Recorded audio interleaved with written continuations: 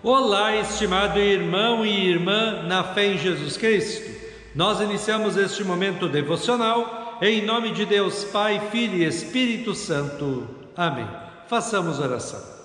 Ó gracioso Deus, nós te louvamos por esse dia maravilhoso, pelo presente que o Senhor nos dá, que é a vida, que nós possamos viver cada dia para a tua honra, para a tua glória, que através do nosso viver o teu santo nome seja honrado e glorificado.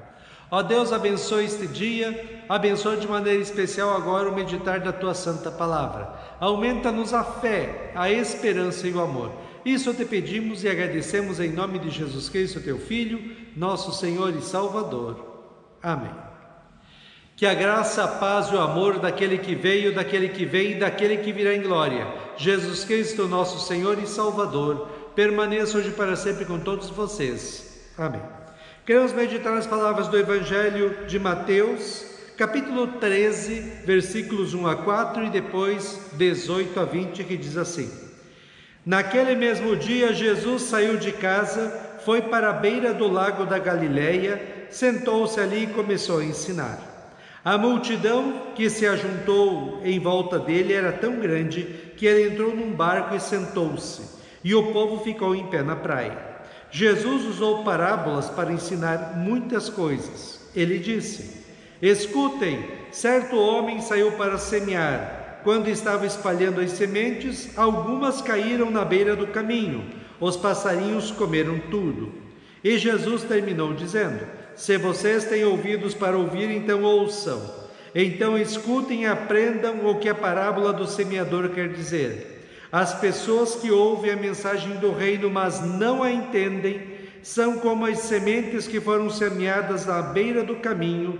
O maligno vem e tira o que foi semeado no coração delas. Que Deus abençoe essas palavras em nossos corações. Amém. Estimado irmão e irmã, eu fico pensando e impressionado com as tecnologias e os maquinários que existem hoje na agricultura. Quase ninguém mais usa enxada e plantadeira manual para plantar. Tudo virou em máquinas e tratores.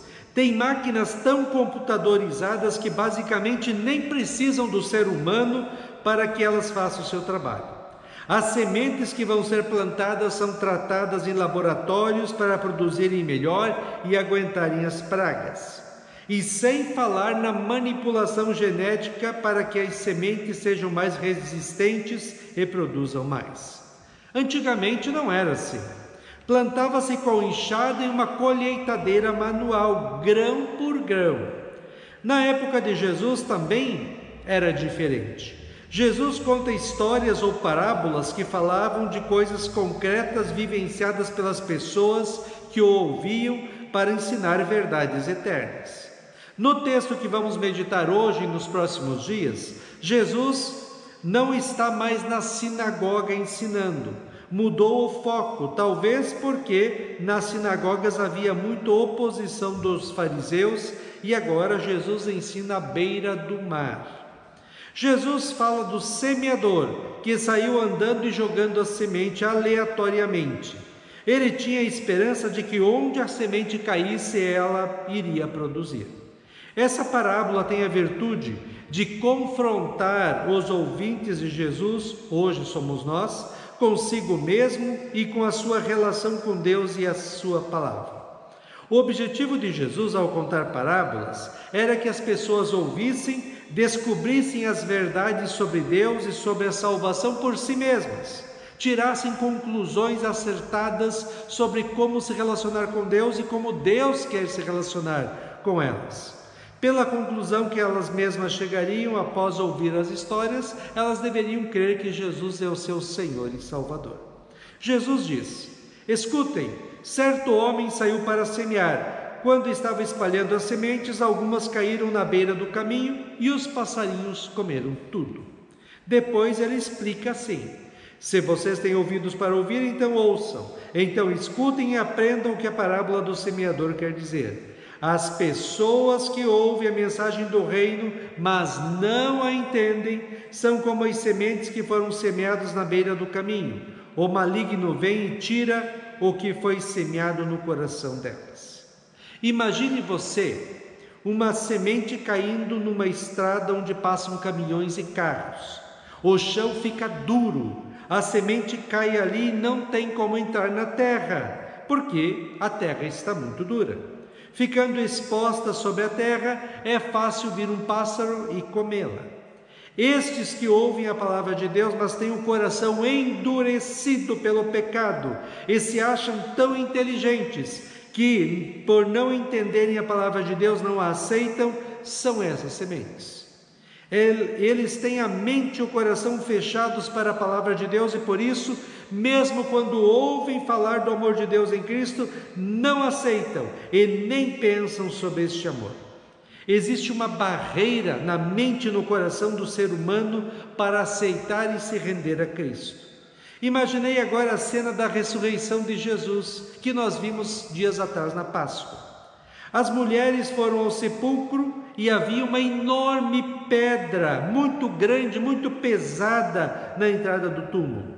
Elas perguntavam quem iria poder tirar aquela pedra do túmulo para elas colocarem o perfume no corpo do Jesus, que segundo elas estava morto. Mesmo quando elas viram a pedra removida e mesmo quando o anjo de Deus anunciou para elas que Jesus ressuscitou, diz os evangelhos que elas não creram. Por quê? Porque a pedra da incredulidade impedia que elas crescem, mesmo que um anjo de Deus falasse com elas. Pior ainda, até Jesus apareceu para Maria e ela não reconheceu que era ele, porque não acreditava que Jesus tinha ressuscitado. As pessoas que ouvem a mensagem do reino, mas não a entendem de Jesus, são como as sementes que foram semeadas na beira do caminho. O maligno vem e tira o que foi semeado no coração delas. Como é difícil o ser humano crer que Jesus Cristo é o Filho de Deus que veio ao mundo, sofreu pelos nossos pecados da cruz, morreu e ressuscitou. Como é difícil as pessoas crerem que Jesus está presente em suas vidas, amparando, protegendo e abençoando. Como é difícil as pessoas crerem que existe um céu e um inferno eternos, onde cada ser humano estará após a morte. Como é difícil fazer o que diz o Salmo 37:5. Entregue sua vida ao Senhor, confie nele e o mais ele fará. A nossa vida é tão mais fácil e feliz quando nós cremos em Cristo. Na fé em Cristo, nós sabemos que temos o perdão dos pecados da vida e a salvação eterna. Tem coisa melhor do que isso? Na fé em Cristo, sabemos que Deus nos ama muito e está cuidando de nós os bons e maus momentos da vida. Tem coisa melhor do que isso? Na fé em Cristo, guiamos as nossas vidas pela palavra de Deus que dá sabedoria para vivermos uma vida santa, correta, bonita e agradável a Deus, segundo esta palavra de Deus. Tem coisa melhor que isso? Na fé em Cristo, podemos, quando temos problemas e aflições, dobrar os nossos joelhos em oração e falar com Deus sobre os problemas e aflições e sentir no coração uma paz que nos dá tranquilidade e segurança para enfrentarmos e vencermos tudo na vida. Tem coisa melhor que isso? Na fé em Cristo, a morte que ninguém quer passar, mas vamos ter que passar, fica mais tranquila, porque sabemos que através dela estaremos com Cristo no céu, o que é incomparavelmente melhor. Tem coisa melhor do que isso? Quem não crê precisa carregar tudo nesta vida sozinho, e o peso da vida por vezes é muito pesado. Não tem com quem conversar e esperar ajuda. Não acredita nas orientações seguras da palavra de Deus, e quando a morte chega, a pessoa fica desesperada, porque não sabe e não crê em Cristo como seu Senhor e Salvador. Esses são as sementes que caíram à beira do caminho. O coração e a mente estão endurecidos pelo pecado, pelo orgulho e pela arrogância de achar que sozinhos podem ser felizes. Eles não sabem como nós sabemos e como nós somos felizes, porque temos a paz de Deus, que é infinitamente maior do que qualquer coisa.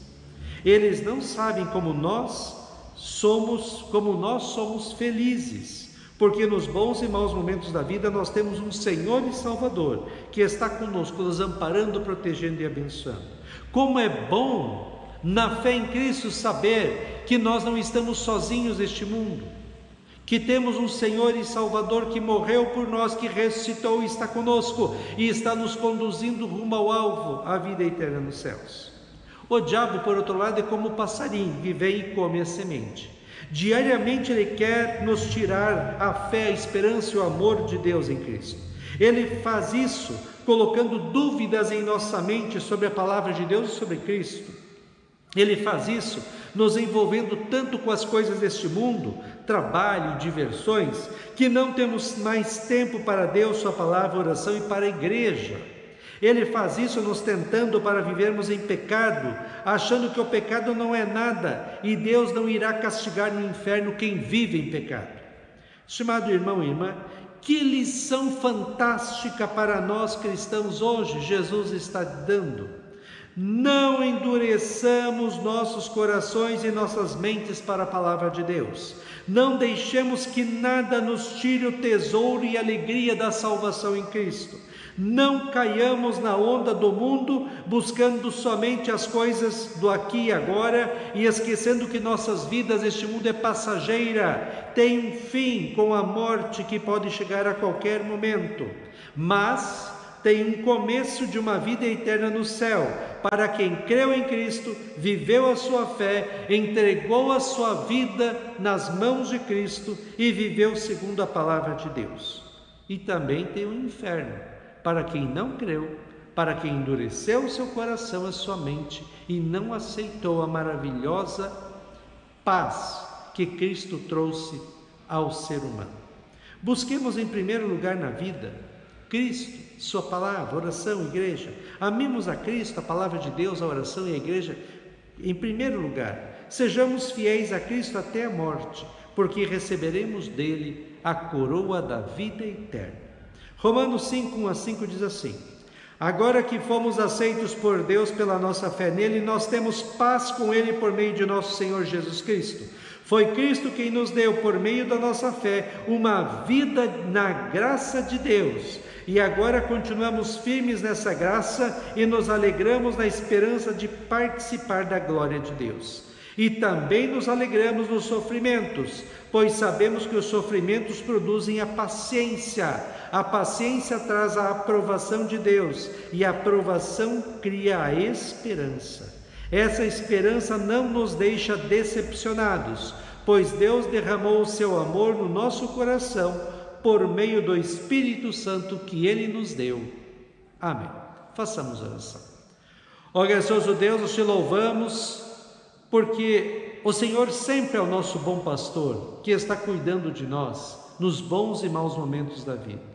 Porque o Senhor está presente em nossas vidas, e isso nos dá segurança, tranquilidade, paz. O Senhor nos dá forças para enfrentarmos os problemas da vida, as dificuldades, as aflições, e o Senhor nos dá a certeza do perdão dos pecados, da vida e da salvação eterna. Não deixa, Deus, que nada tire de nós a nossa fé em Cristo, que nós possamos ser fiéis a Cristo até o fim. Fica conosco neste dia, cuida de nós e dá-nos sabedoria. Isso te pedimos e agradecemos em nome de Jesus. Amém. Receba a bênção do Senhor. O Senhor te abençoe e te guarde.